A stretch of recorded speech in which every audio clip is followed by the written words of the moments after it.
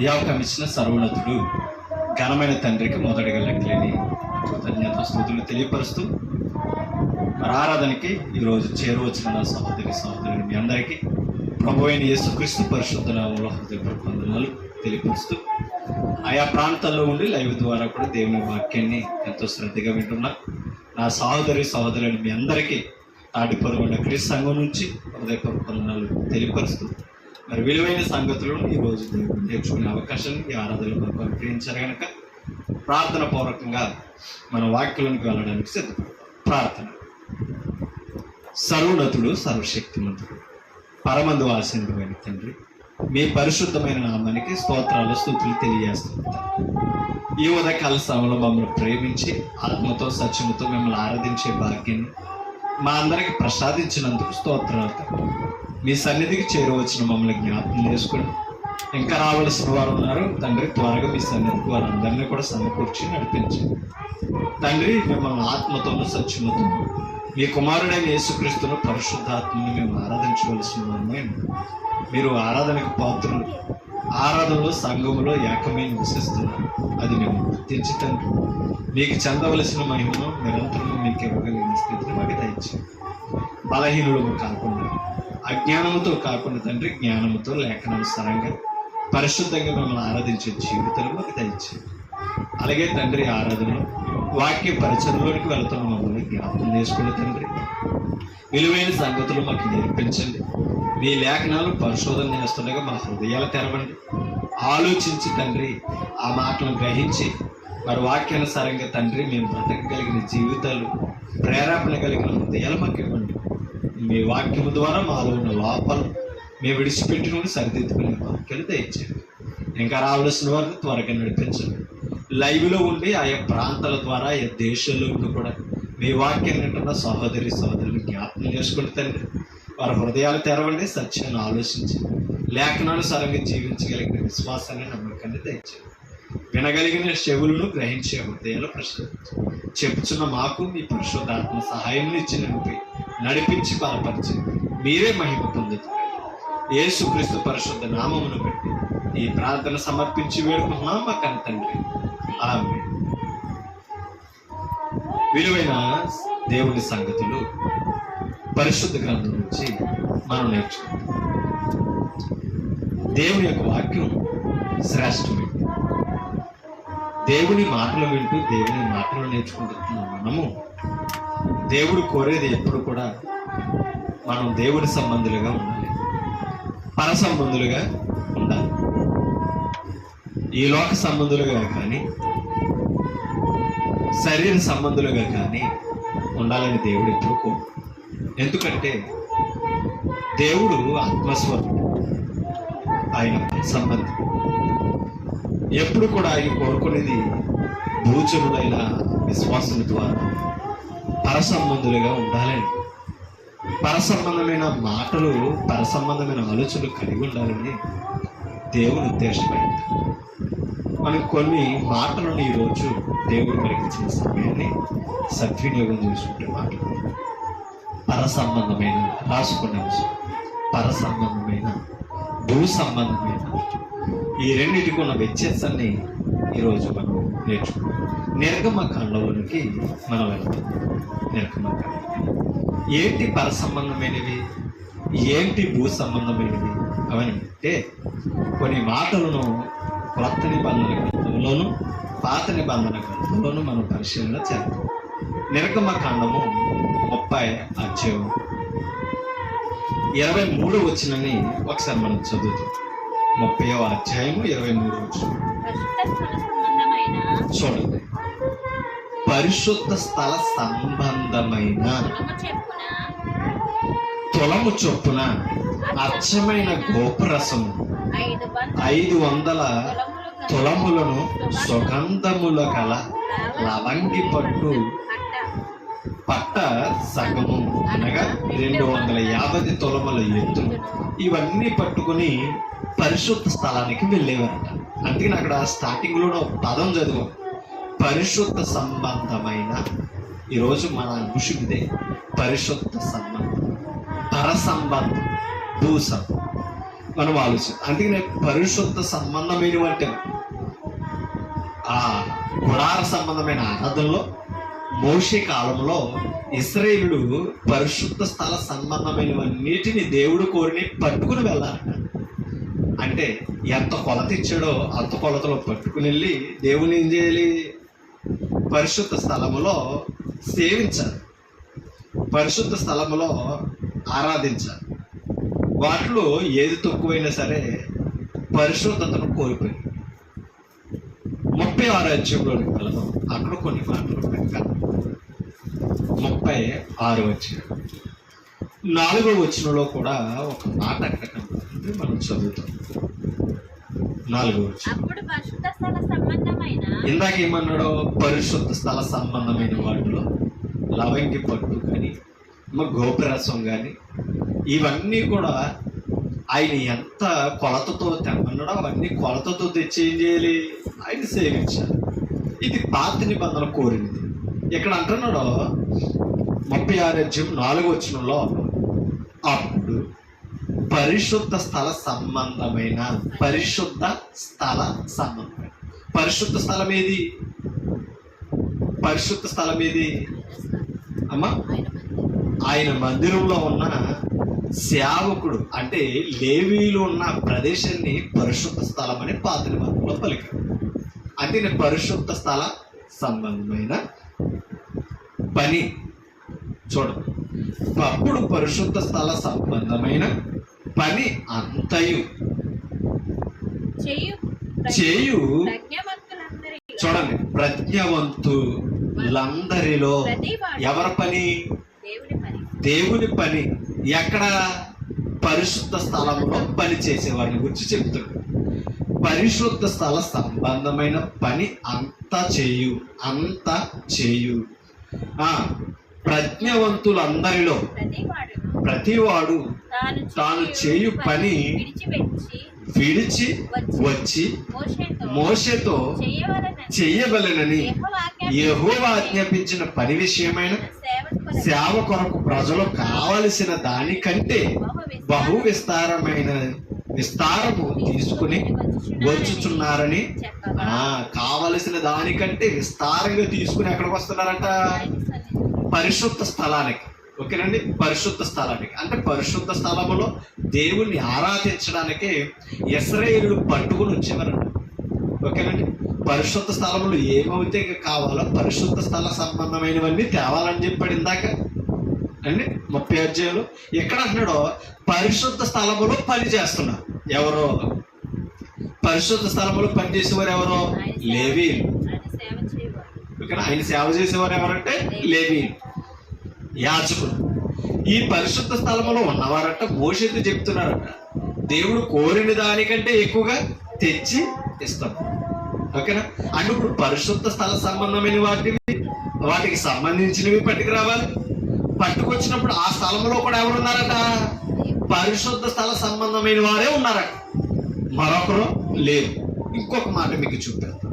సంఖ్యాకాండంలోనికి మనం వెళ్దాం. 6 అధ్యాయం 12 సంఖ్యాకాండము 6 అధ్యాయం 12 ఎక్కడ కొన్ని మాటలు మనకి కనబడతాయి. మరియు తాను ప్రత్యేకముగా ఉండు దినములను మరల యెహోవాకు తను ప్రత్యేకించుకొని అపరాధ పరిహారార్థ బలిగా ఏడాది గొర్రె పిల్లను తీసుకుని ఎక్కడికి? పరిశుద్ధ స్థల సంబంధమైన స్థలములోనికి రావాలి. ఎవరు రావాలి? ఆయన ప్రజలు పట్టుకుని రావాలి. అక్కడ ఎవరున్నారు? పరిశుద్ధ స్థలములో ఆ పని చేయవారు ఉన్నారు. అందుకని అన్నాడు, మరియు తాను ప్రత్యేకముగా ఉండు దినములు మరల యెహోవాకు తను ప్రత్యేకించుకుని అపరాధ పరిహారార్థ బలిగా ఏడాది గొర్రె పిల్లను తీసుకుని రావాలట. అపరాధ పరిహారార్థ బలిగా బలి పశువును తీసుకురావాలంట. మరల దానికి ఆ బలి పశువు కూడా వయసు చెప్పాడు, ఏడాది గొర్రె పిల్లను. అంటే అర్థం ఏంటి? సంవత్సరంలో పుట్టినదే. అవునా? ఏడాది గొర్రె పిల్ల అంటే అర్థం ఏంటి? ఏడాది అనగా సంవత్సరపు గొర్రె పిల్లను తీసుకుని వచ్చి అపరాధ పరిహారార్థ బలిగా అర్పించాలి. ఎందుకు తెలుసా? కల్మషం లేనివి. ఎదిగే కొలది లోపాలు రావచ్చు, వ్యాధులు రావచ్చు, కానీ పుట్టినది ఏదైనా సరే ఎలా ఉంటుందంటే ఏడాదిలో శ్రేష్టమైనది. అవునా?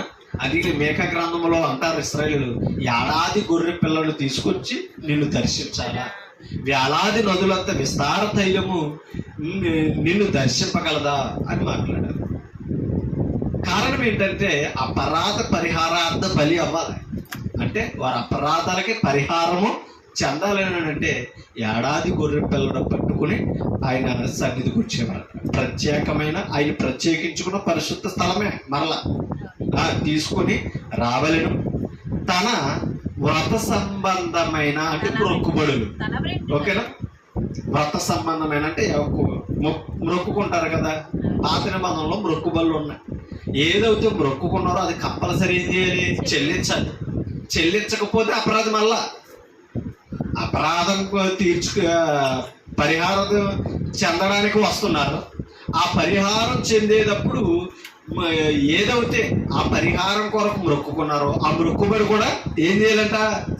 చెల్లించాలి. అది పాత నిబంధన ఆజ్ఞ.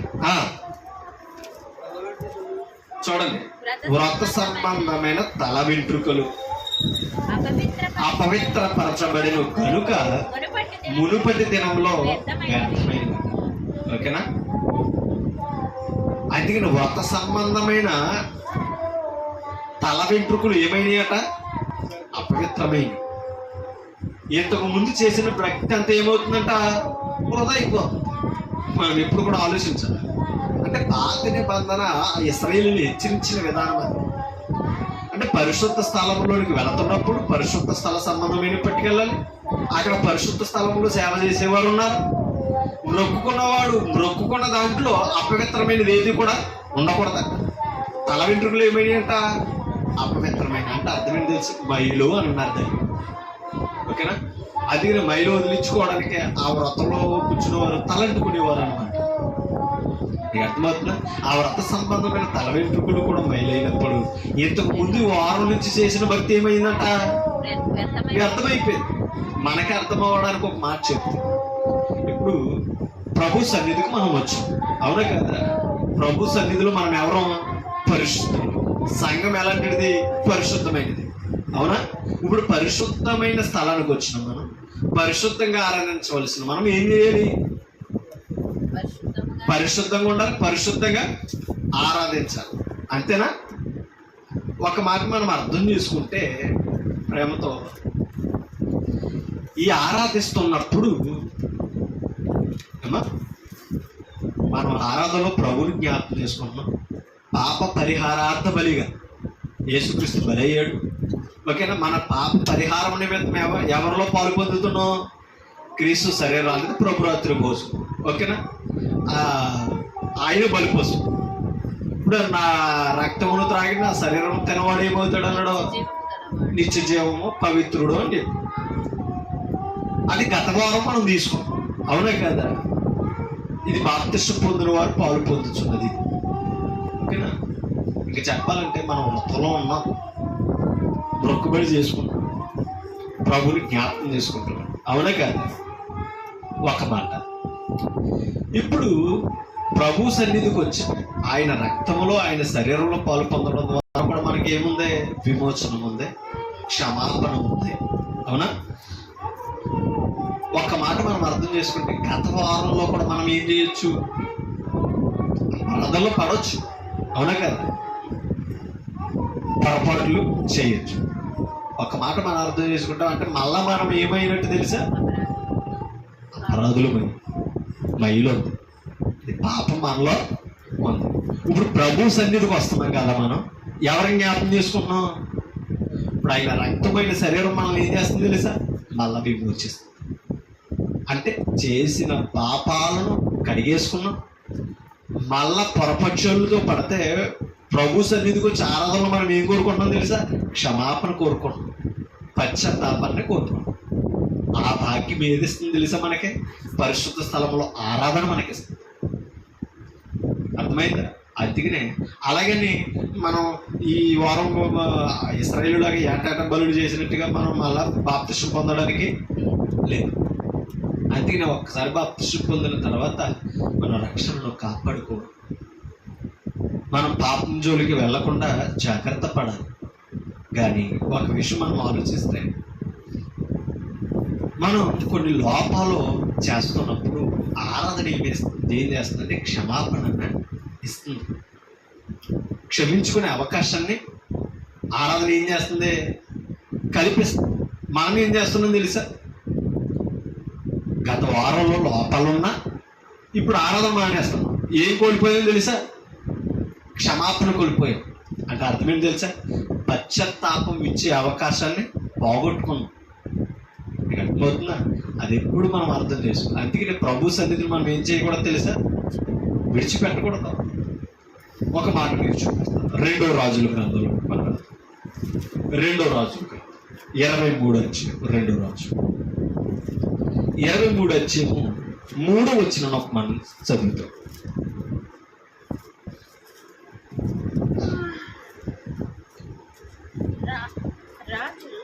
చూడండి. రాజు ఒక స్తంభము దగ్గర నిలిచి ఎవరు? రాజు ఒక స్తంభము దగ్గర నిలిచి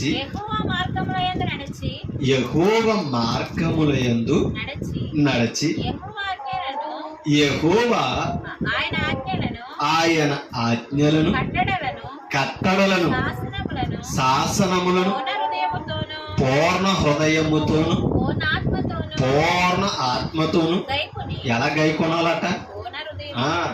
అదే ఒక రాజు, ఆ మాటలో చూడండి, రాజు కూడా ఏం చెప్తాడు? ఒక రాజు స్తంభము దగ్గర నిలిచి, ఓకేనా, స్తంభము దగ్గర నిలిచి యెహోవా మార్గములయందు నడిచి ఆయన ఆజ్ఞలను కట్టడలను శాసనములను, ఓకేనా, 1 ఆజ్ఞ, 2 కట్టడాలు, 3 శాసనములు. ఇవన్నీ ఎక్కడున్నాయి? ధర్మశాస్త్రంలో. ఇవి నేర్పించేవారు ఎవరు అని అంటే ధర్మశాస్త్ర ఉపదేశకులు. పూర్ణ హృదయముతోను పూర్ణ ఆత్మతోను పూర్ణ అంటే అర్థమేంటి? హృదయపూర్వకంగా నేర్చుకోవాలట. పూర్ణ మనసుతో అనుసరించాలట. పూర్ణ ఆత్మతోను గైకొని. చూడమ్మా, ఈ గ్రంథమందు వ్రాయబడి ఉన్న ఈ గ్రంథమందు అంటే ఏ గ్రంథం అది? పరిశుద్ధ గ్రంథం. ఏ గ్రంథం? ధర్మశాస్త్ర గ్రంథం. ఈ గ్రంథమందు వ్రాయబడి ఉన్న ఏ సంబంధము? ఇందాక ఏమన్నాడు? పరిశుద్ధ స్థల సంబంధమైన సేవ అని అన్నాడు. అవునా కదా? ఇందాక ఏమన్నాడు? మరలా వ్రత సంబంధమైన. ఓకేనా? ఈ సంబంధం అనేది మనం అర్థం చేసుకోవాలి. దైవ సంబంధమైనకి అనుగుణంగా మనం ఉండాలి. అందుకని అన్నాడు నిబంధన సంబంధమైన. ఏ సంబంధమైన వంటివి? కట్టడలు, ఆజ్ఞలు, శాసనములు. ఇవన్నీ ఏ సంబంధమైనవట? నిబంధన సంబంధమైన మాటలన్నిటినీ స్థిరపరుచుమని యెహోవా సన్నిధిని నిబంధన చేయక జనులందరూ ఆ నిబంధనకు సమ్మతించాలట. సమ్మతించినట్టు అర్థం ఏంటి? సమ్మతించాలని అర్థం. అంటే అర్థం ఏంటి తెలుసా? ఒప్పుకోవాలి, అనుసరిస్తామని హృదయపూర్వకంగా అంగీకరించాలి. అవునా కాదు అమ్మా?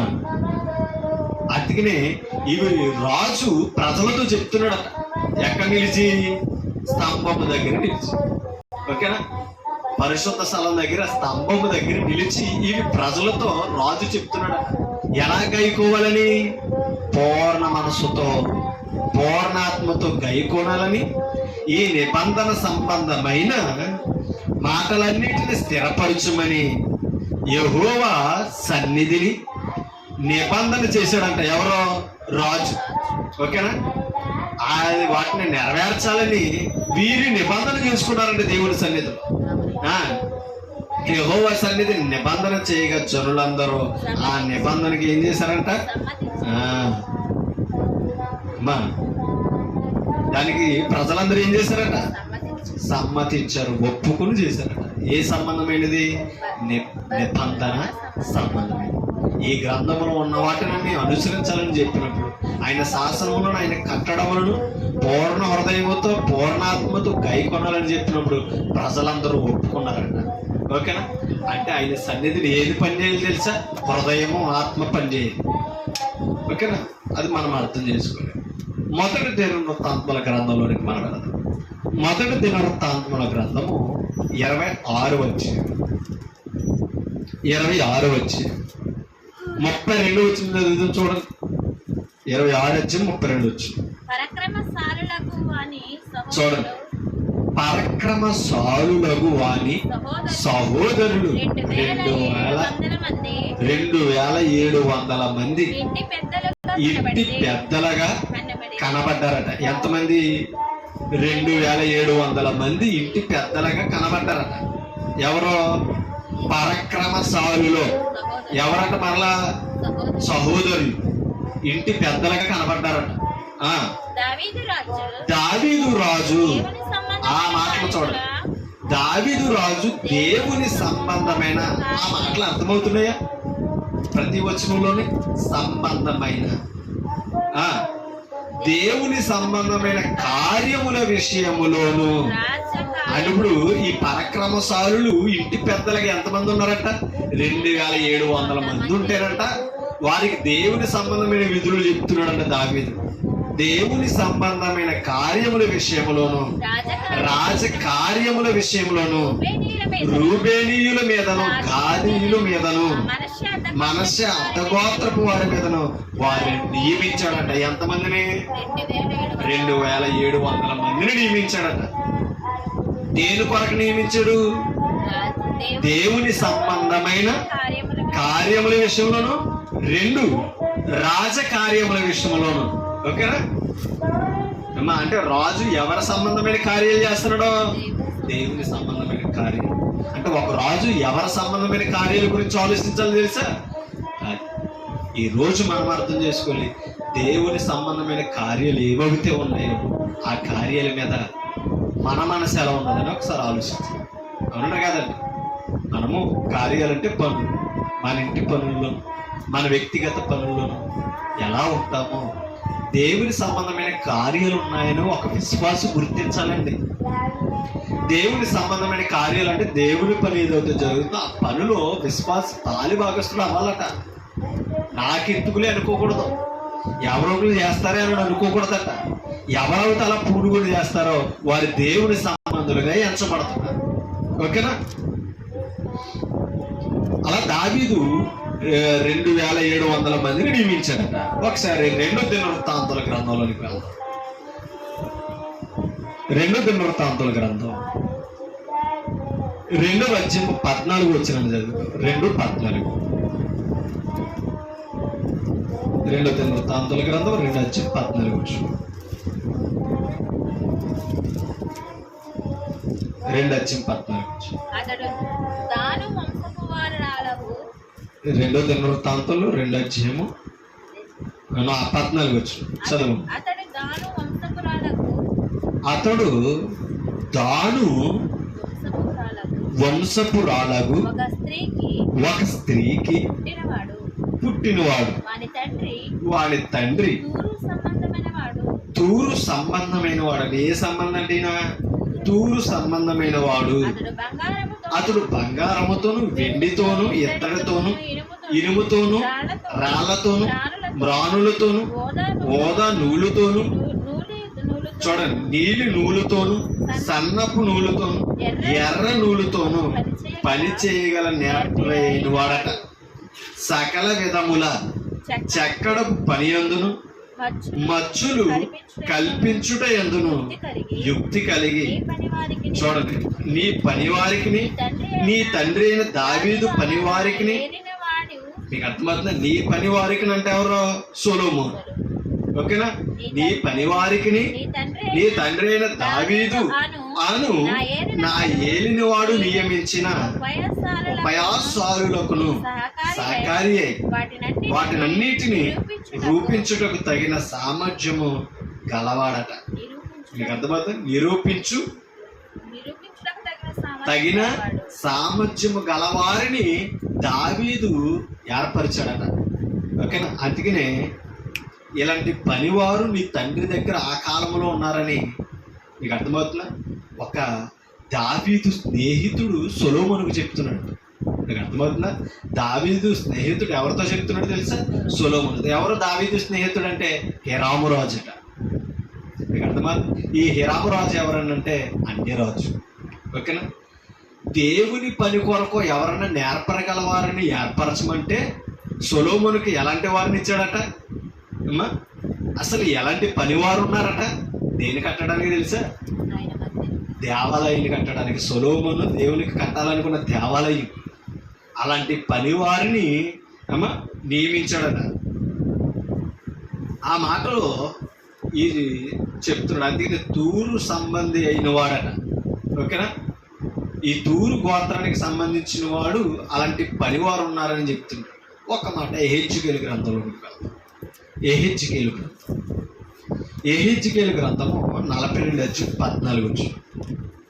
ఎహెజ్కేలు గ్రంథం 42:14 ఒక మాట మనకు కనపడదు. చూడండి.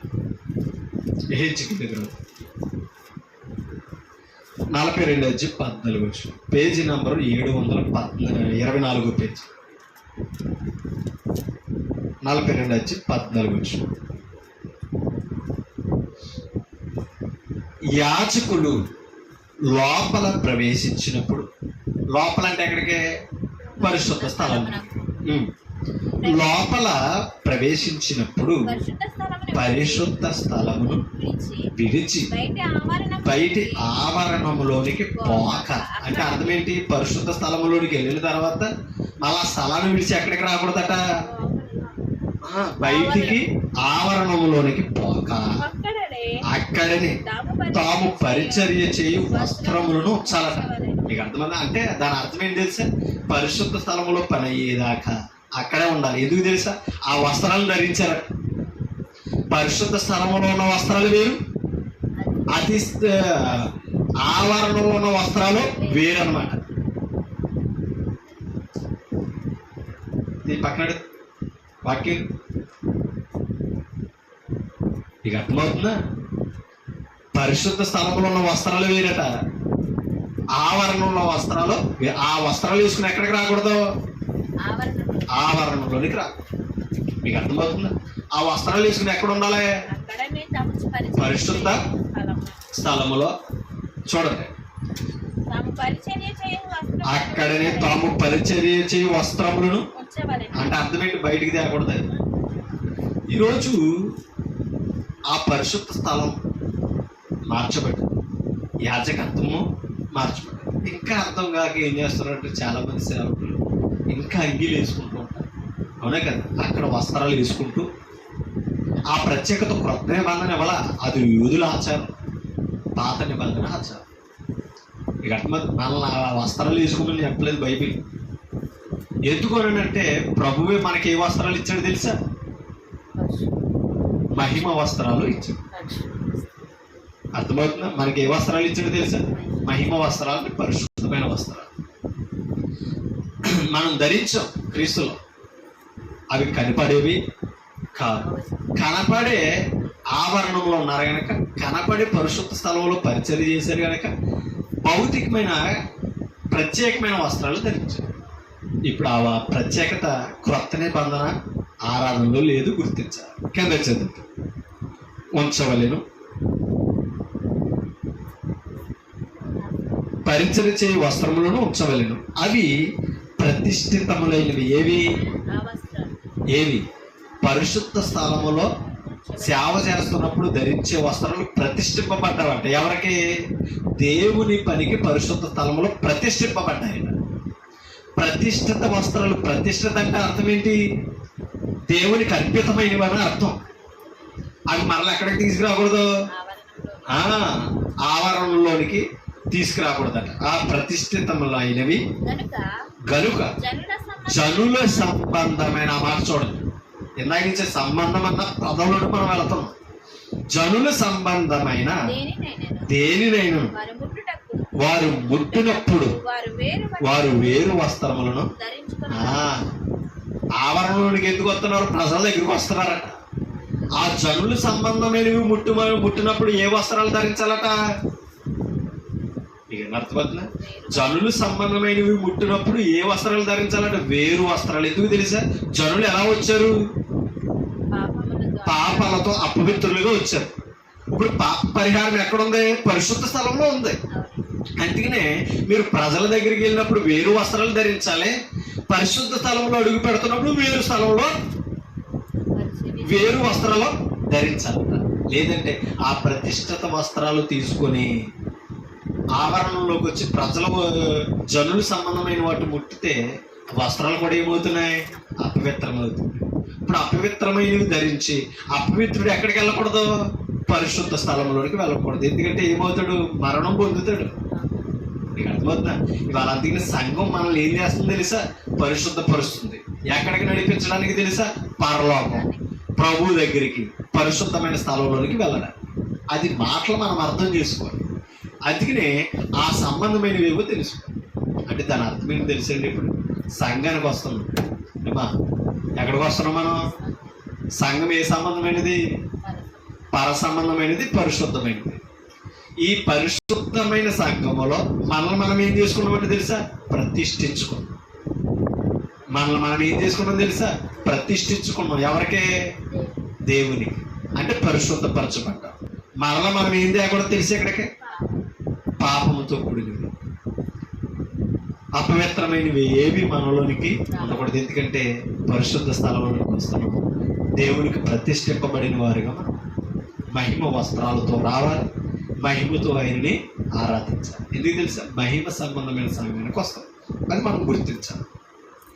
44 అధ్యాయం ఇదే గ్రంథంలో 44వ అధ్యాయం 19వ వచనంలో ఒక మాట కనపడుతుంది. చూడండి, అక్కడ ఒక మాట చదువుతుంది. 19వ వచనం. బయటి ఆవరణంలోనికి 19వ వచనం. బయటి ఆవరణములోనికి జనుల యొద్దకు బయటి ఆవరణములోని జనుల యొద్దకు వారంటే ఎవరు? పరిశుద్ధ స్థలములో సేవ చేసే యాజకులు వెళ్ళినప్పుడు తమ ప్రతిష్ఠిత వస్త్రములను తీయకపోవుట చేత జనులను, ఆ మాటలు చూడండి, వస్త్రాలు తీసే కదా బయటికి వెళ్ళమన్నాడు. తీయకపోవటం వలనను జనులను ప్రతిష్ఠింపకుండునట్లు, మీకు అర్థమవుతుందా? ప్రతిష్ఠింపకుండునట్లు తమ పరిచర్య సంబంధమైన, ఎక్కడ పరిచర్య? పరిశుద్ధ స్థలంలో పరిచర్య సంబంధమైన వస్త్రములను తీసి ప్రతిష్ఠితములకు గదులలో వాటిని ఉంచి వేరు బట్టలు ధరించి ప్రజల దగ్గరికి రావాలి. ఇప్పుడు ప్రజల దగ్గర తీసుకుని ప్రతిష్ఠిత వస్త్రాలు తీసుకుని ఏమా అక్కడ చెప్పాడు పరిచర్య సంబంధమైన వస్త్రాలు ధరించి పరిచర్యలో ఉన్నారు. అర్థమైందా ఏమా? అందుకనే ఏమా ఈ మాటలు అర్థమవుతున్నాయి. మనల్ని ప్రభు పరిచర్య చేయడం కొరకు మనల్ని ఏం చేయడానికి తెలుసా? ప్రతిష్ఠించుకున్నాడట. ఏమా మనల్ని ఏం చేయడం తెలుసా? ప్రతిష్ఠించుకున్నాడట. ఎవరి కొరకు ప్రతిష్ఠించుకున్నాడో ఏమా? ఆయన కొరకు మనల్ని ప్రతిష్ఠించుకున్నాడు ఆయన. ఓకేనా? దేవునికి మనం ఎవరో తెలుసా? ప్రతిష్ఠింపబడిన వారు. అది మనం అర్థం చేసుకోవాలి. ప్రభుకు ప్రతిష్ఠింపబడిన వారుగా మనం ఉన్నాం. ఒక మాట మీకు చూపిస్తాను చూడండి.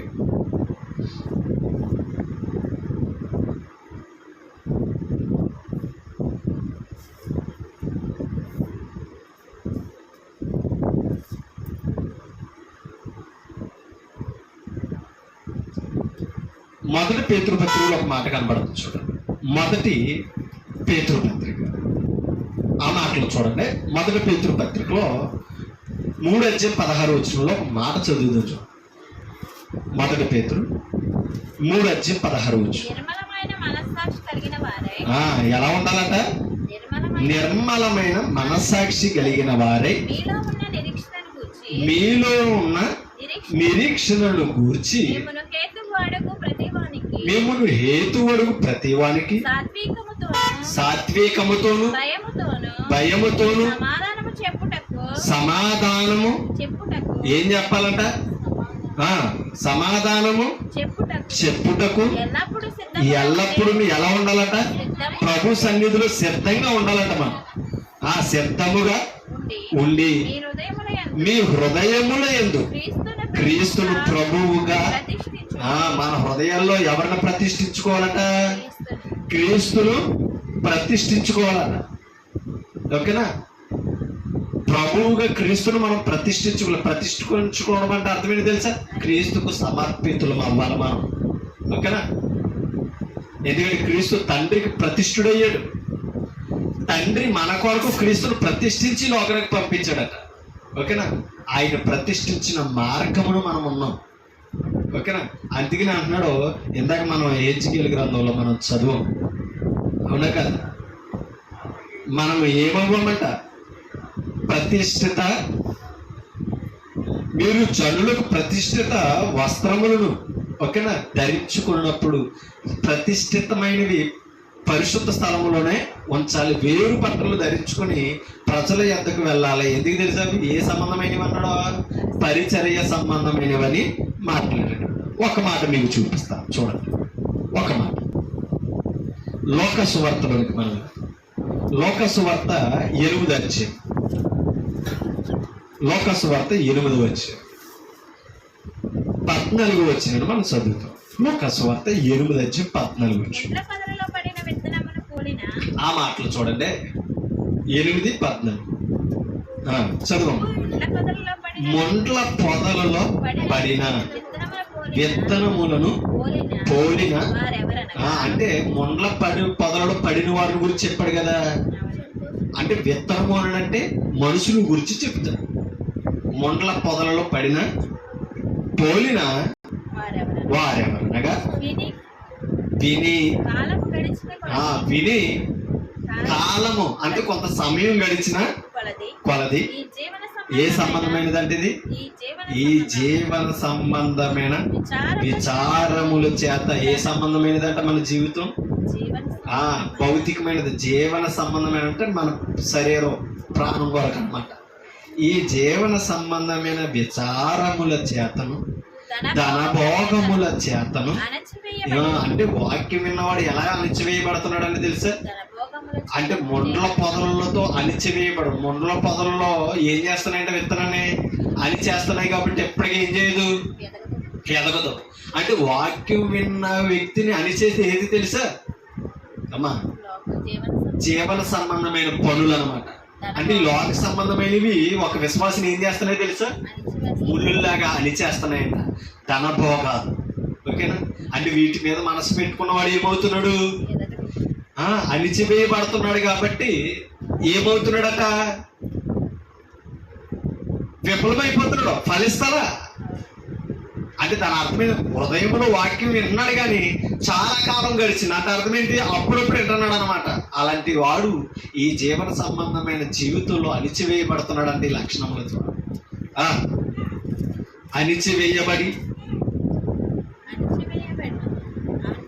అణిచివేయబడి పరిపక్వముగా పనివాడు, అంటే దేవుడికి ఉపయోగం లేనివాడు అని అర్థం అనమాట.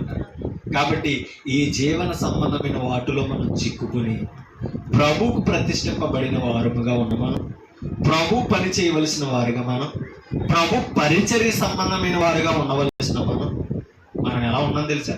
జీవన సంబంధమైన వారిగా, ఈ లోక సంబంధమైన వారిగానే ఉంటున్నాం. అలా మనం ఉండకూడదని లేఖనాలు మనకి చెప్తున్నాయి. యోహాను సువార్తలోనికి మనం వెళ్తాం. యోహాను సువార్త 3:12. యోహాను సువార్త 3:12. భూ సంబంధమైన సంగతులు. ఏ సంగతులు అంటే ఇవి? భూ సంబంధమైన సంగతులను నేను, అంటే ఎవరో? యేసుక్రీస్తు యూదులతో చెప్తున్నా. నేను మీతో చెప్తే, భూ సంబంధమైన విషయాలని చెప్తేనంట వారు ఏం చేయలేదు, నమ్మలేదట. ప్రభు మాటలు నమ్మకున్నట్లు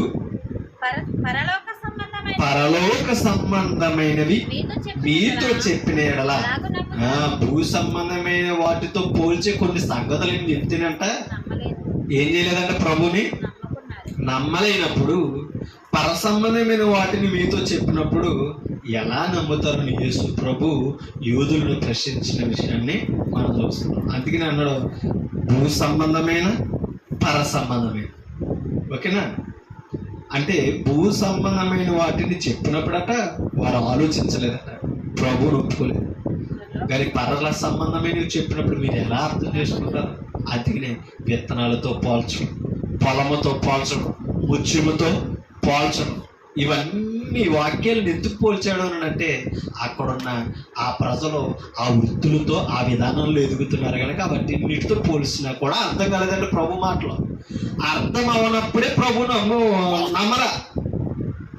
ఈరోజు ప్రభువును నమ్మామంటే మనకి ప్రభు అర్థమయ్యాడని అర్థం, అవునా కదా?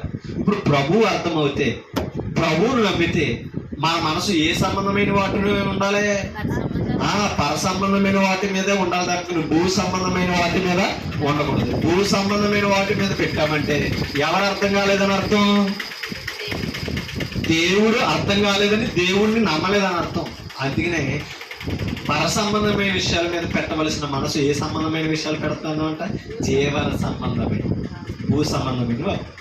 అలాంటి వాడు ఏమవుతున్నాడట? అనిచేయబడుతున్నాడు, ఫలించలేదు. కాబట్టి క్రైస్తవుడు ఎవరు తెలుసా? ఫలించేవాడు,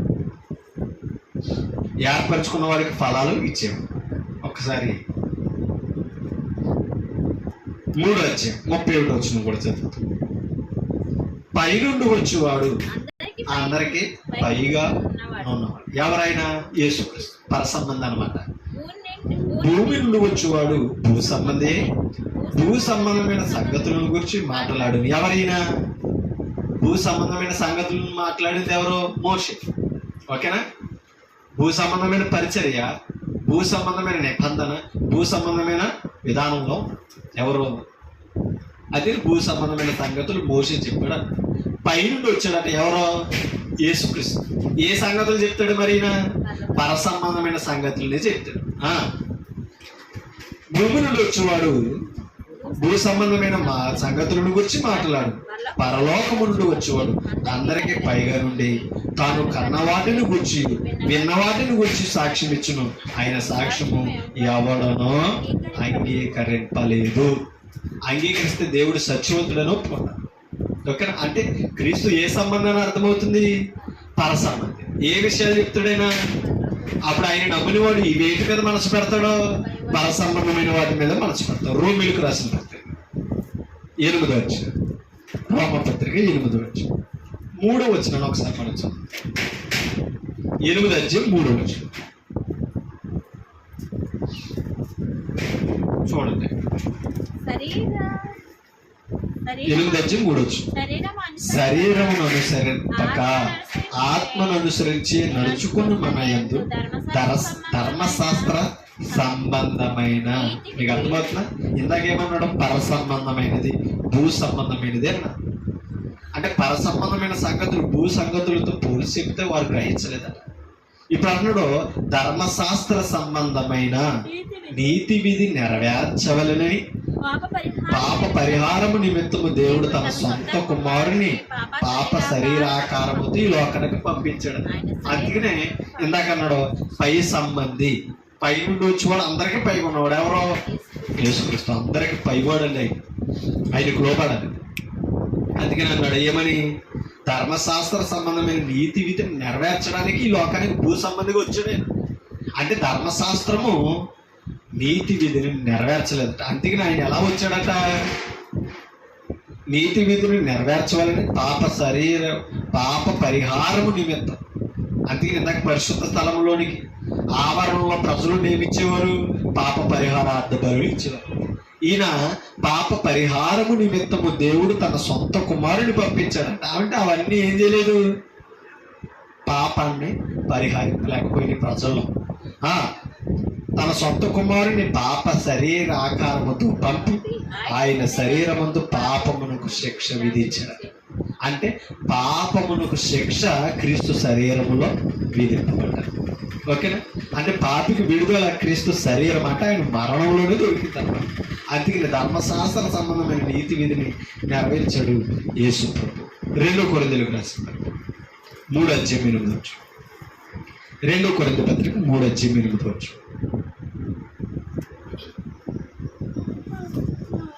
3:8 7-8 వచ్చినలో కలిసి ఉంటుంది. మరణకరమగు పరిచర్య అంటే ధర్మశాస్త్రం అన్నమాట. మరణకరమగు పరిచర్య రాళ్ల మీద చెక్కబడిన అక్షరములకు సంబంధించినదై. ఏ సంబంధమైనదంటే ఇది మరణకరమగు పరిచర్యట, రాళ్ల మీద చెక్కబడిన అక్షరములకు సంబంధించిన పరిచర్యట. ఏది? పాత నిబంధన. అక్షరములకు సంబంధించినదైనను మహిమతో కూడినదాయన. దాంట్లో కూడా ఏముంచాడట? మహిమ ఉంచాడట. మహిమతో కూడినదాయన. అందుకే మోషే ముఖము మీద ప్రకాశింపకుండున ఆ మహిమ తగ్గిపోవునిదైనను. అంటే ఆ రాళ్ళ మీద చెక్కబడిన మహిమ అదేమవుతుందంట? ఒక రాడికి తగ్గిపోయినదైనను ఇశ్రాయేలీయులు అతని ముఖము తేరి చూడలేకపోయి. ఇట్లుండగా ఆత్మ సంబంధమైన పరిచర్య. ఏ సంబంధమైన పరిచర్య ఏంటి ఇది? ఇందాకేమన్నాడు? మరణకరమగు పరిచర్య, అక్షరముతో కూడిన పరిచర్య. ఎక్కడేమన్నాడు? ఆత్మ సంబంధమైన, అంటే ఇది మరణం లేని పరిచర్య అన్నమాట. ఆత్మ సంబంధమైన పరిచర్య ఎంత మహిమ గలదయ్యుండును అంటే దానికంటే అధికమైనదంటే ఏది? క్రొత్త నిబంధన పరిచర్య, ఆత్మ సంబంధమైన పరిచర్య, మరణము లేని పరిచర్య. ఓకేనా? ఇది పరిశుద్ధ స్థలములోనికి క్రీస్తు ప్రవేశించాడని లేఖనాలు చెప్తుంది. 4:4 చదువుతాం. అందుకనే దేవుని స్వరూపి అయి ఉన్న క్రీస్తు మహిమను కనపరచు స్వార్థ ప్రకాశము వారికి ప్రకాశింపుకుండు నిమిత్తము ఈ యుగ సంబంధమైన. ఓకేనా? ఏ సంబంధమైనదంట? ఈ యుగ సంబంధం, లోక సంబంధమైన దేవత. అంటే దాని అర్థం అపవాది, సాతాను. అవిశ్వాసులైన మనోనేత్రాలను కలగజేశాడట, గుడ్డితనం కలగజేశాడు. కాబట్టి ప్రభు అర్థం కాలేదు. ఈ ఆత్మ సంబంధమైన పరిచర్య అర్థం కాదు. ఓకేనా? ఇంకా భౌతికమైన ఆత్మ సంబంధమైన పరిచర్యలో ఉండి భౌతికమైన నిబంధన విధానాన్ని పాటిస్తున్నారు అనమాట. ఇంకా వస్త్రాలు మార్చడం, ఓకేనా, ఇంకా వేషాలు వేయడం. అది ఏ సంబంధమేది? అక్షర సంబంధమైనది, పాత నిబంధన సంబంధమైనది. ఇప్పుడు దేంట్లోకి వచ్చేసాం? క్రీస్తు ద్వారా క్రొత్త నిబంధన ఆత్మ సంబంధమైన పరిచర్యలోకి వచ్చిన తర్వాత భౌతికమైన పరిచర్య గురించి మనం ఆలోచించకూడదని లేఖనం మనకు చెప్తుంది. ఒక మాట మీకు చూపు. కొలసీలకు రాసిన పత్రిక 2:8. కొలసీల పత్రిక 2:8. అక్కడ ఒక మాట కనపడుతుంది చూడండి. 2:8. ఆయనను అనుసరింపక మనుషుల పారంపర్యాచారమును.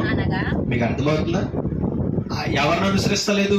క్రీస్తును అనుసరిస్తారు. ఆయనను అనుసరింపక మనుషుల పారంపర్యాచారం అంటే అర్థం ఏంటి? మనుషుల నుండి వచ్చిన విధానాల ఆచారాలు అన్నమాట. పారంపర్యాచారము అనగా ఈ లోక అంటే పారంపర్యాచారము, మనుషుల వలన కలుగు పారంపర్యాచారం ఏ సంబంధమైనది? ఈ లోక సంబంధమైన మూలపాఠములను అనుసరించి మోసకరమైన నిరర్థక తత్వ జ్ఞానము చేత మిమ్మల్ని చెరపట్టుకుని పోగువాడేవాడైనా ఉండునేమో అని జాగ్రత్తగా ఉండేది. ఎక్కడ? పరిచర్యలో. ఓకేనా? సంఘములో. ఓకేనా? మనుషుల పారంపర్యాచారం వైపు నడిపించే వాళ్ళు ఉంటారు. ఆయనను అనుసరించక మనుషుల ఆచారం. ఇప్పుడు ఆయన అనుసరించే వాళ్ళతో ధర్మశాస్త్రాన్ని విడిచిపెట్టి క్రీస్తు దగ్గరికి వచ్చి క్రొత్త నిబంధనలు అనుసరించాలి. అవునా కాదు? కాబట్టి మనుషుల పారంపర్యాచారంలో ఉండకూడదు. అది ఆయన సంబంధమైనది కాదు, లోక సంబంధమైనది. అందుకని అలాగా మిమ్మును నిరర్థక, మోసకరమైన నిరర్థక తత్వజ్ఞానము అంటే మనుషుల జ్ఞానం చేత మిమ్మును చెరపట్టుకొని పోవువాడు అంటే ఈడ్చుకుని లోకంలోనికి పోతున్నారు. పోవాడు ఎవడైనా ఉండునేమో అని జాగ్రత్తగా చూసుకోవాలి. ఎవరు చూసుకోవాలి? ఒక విశ్వాసే లేఖనం వాక్యమును బట్టి చూసుకోవాలట. ఒక్క మాట మీకు చూపించి నేను ముగింపు వైపు వెళ్తాను. తిమోతి పత్రిక 1 తిమోతి 4:6. అక్కడ ఒక మాట కనబడుతుంది. ఈ సంగతులను సహోదరులకు వివరించిన ఎడల నీవు అనుసరించుచు వచ్చిన. ఎవరో నీవంటే తిమోతి అనుసరించు వచ్చాడట. దేనిని అనుసరించాడు? వచ్చిన విశ్వాస సుబోధ. ఓకేనా? దేన్ని అనుసరించాడంటే ఈయన తిమోతి? విశ్వాస సుబోధ సంబంధమైనది, అంటే సత్యవాక్యానుసారమైనది. విశ్వాస సుబోధ సంబంధమైన వాక్యముల చేత. ఓకేనా? ఏ సంబంధమైనది అంటే ఆయన అనుసరించేవాడు ఎవరు అనుకున్నారు? విశ్వాస సుబోధ సంబంధమైన వాక్యముల చేత పెంపారుచు. ఓకేనా? సత్యములో సత్యవాక్యములు పెరుగాడట, ఆ బోధలు ఎదిగాడట. పెంపారుచు క్రీస్తు యేసునకు మంచి పరిచారకుడు అయి. ఓకేనా? విశ్వాస సుబోధమైన మంచి వాక్యములతో ఎదగాలట. అలాంటి వారే ఎవరంటే తెలిసే క్రీస్తు పరిచారకులు. ఎందుకంటే ఇందాక మన పాత్రమందులో చదువు, పరిశుద్ధ స్థల సంబంధమైన పని విషయంలో యాజకులు పనిచేస్తే అక్కడే ఉండాలి. మరి ఇప్పుడు క్రీస్తు పరిచారకులుగా మనం ఉండాలంటే ఏం చేయాలి? విశ్వాస సుబోధ సంబంధమైన వాక్యముల చేత ఎదగాలట. అప్పుడు ఆయన పరిచారకులుగా తీర్చబడతారు. అలాంటి వారు ఆయన సంబంధం. ఓకేనా? హెబ్రీయులకు రాసిన పత్రిక 2:17. హెబ్రీ పత్రిక 2:17. 2:17.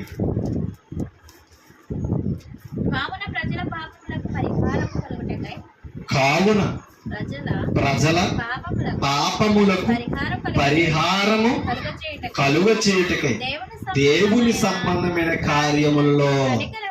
మీకు అర్థం? దేవుని సంబంధమైన కార్యాలేవి?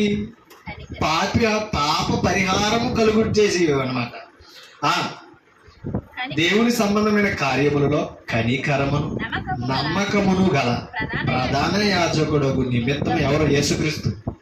అన్ని విషయముల్లో ఆయన తన సహోదరుల వంటి వాడు కావలసి వచ్చిన. ఎవరు? యేసుక్రీస్తు ఏమయ్యాడట? సహోదరుడు. ఓకేనా? సహోదరుడు వంటి వాడు కావలసి వచ్చినట్టు. ఎందుకు తెలుసా? దేవుని సంబంధమైన కార్యములలో ఏం కలగాలి? మనుషులకు కనికరమును నమ్మకమును కలగాలండి. అలా కనికరించే యాజకుడు ఎవరు తెలుసా? ఈ ప్రధాన యాజకుడు అయిన క్రీస్తు. నమ్మకమైన వాడండి దేవుని పట్లను, ఆయన నమ్ముకున్న ప్రజల పట్లను. ఓకేనా?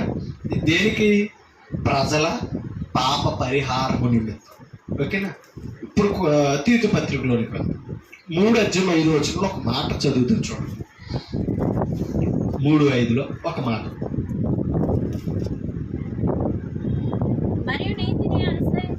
చూడండి, మరియు నీతిని అనుసరించి చేసిన క్రియల మూలముగా, అంటే మనము ప్రభుని ఎరగక ముందు లోపల చేసిన నీతి క్రియలు ఒకటి కాక, క్రియల మూలముగా కాక తన కనికరము చొప్పుననే. ఇందాకేమన్నాడు అమ్మా?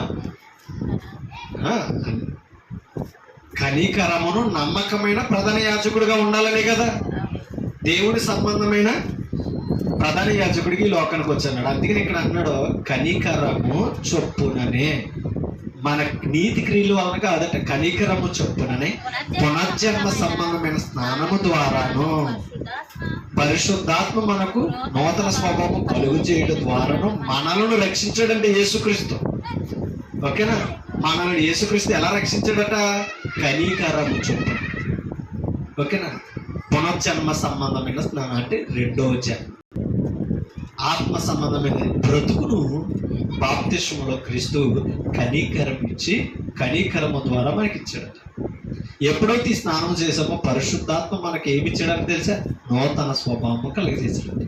ఎప్పుడైతే నూతన స్వభావం మనకు కలిగజేసాడో మనలోనికి ఏమొచ్చింది? రక్షణ. ఈ రక్షణ ఇవ్వడానికే దేవుని సంబంధమైన సేవ చేయడానికి యేసుక్రీస్తు లోకానికి వచ్చాడు. ఆ దేవుని సంబంధమైన సేవలో క్రొత్త నిబంధనలో క్రీస్తు మనల్ని ఆయన పరిచారకులకు ఎలా ఉంచాడంట? విశ్వాస సుబోధ సంబంధమైన వాక్యముల చేత పెంపారితే. క్రొత్త నిబంధన సంబంధమైన వాక్యములతో అంటే అర్థమైన ఇందాకేమన్నాడు? ఆత్మానుసారమైన ఆత్మ సంబంధమైన పరిచర్యలు. ఇప్పుడు మరణకర్మకు పరిచర్య ఆత్మ నిబంధనదని చెప్పు. ఈ పరిచర్యలో మనం ఆత్మ సంబంధులుగా ఎదగడానికి మన వచ్చాడు. ఈ పరిచర్యకు మనల్ని నడిపించాడు. కాబట్టి అది భౌతిక సంబంధమైనది పరిచర్య.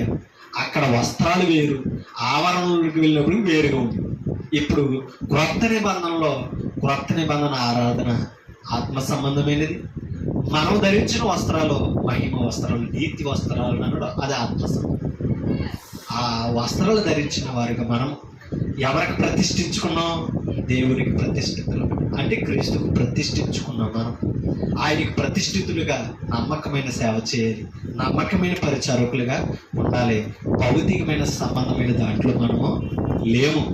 ఓకేనా? అందుకనే పరసంబంధమైన వాడు పరసంబంధమైన విషయాలను బోధించాడు. ఓకేనా? భూ సంబంధమైన మోషే భూ సంబంధమైన విషయాలని చెప్పాడు. కాబట్టి మోషే కంటే శ్రేష్ఠుడు యేసుక్రీస్తు. అటువంటి క్రొత్త నిబంధన సంబంధమైన కార్యాల్లో మనం ఉండాలని నన్ను నేను హెచ్చరించు, మిమ్మల్ని హెచ్చరిస్తూ ఓపికను మీ అందరికీ హృదయపూర్వక వందనాలు తెలియజేస్తూ ఈ మాటలు ఇద్దరు ముగిస్తాను. Thank you.